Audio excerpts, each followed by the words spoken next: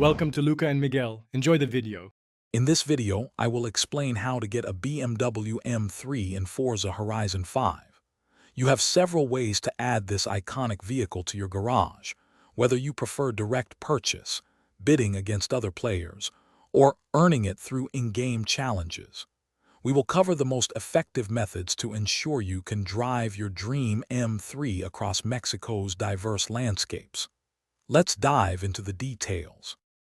The most straightforward way to acquire a BMW M3 is through the auto show, where the 08 model is available for 48,000 credits. Alternatively, the auction house offers a dynamic marketplace where you can bid on M3s listed by other players. Be aware that some auction house prices, especially for the 08 M3, can be artificially inflated, reaching up to 12,800,000 credits, often for credit transfer purposes. Always compare prices before buying. Many BMW M3 models, such as the 02 M3 GTR or the 21 M3, are frequently offered as rewards for completing seasonal championships and festival playlist events. These are often exclusive cars, so keep an eye on the weekly updates to earn them.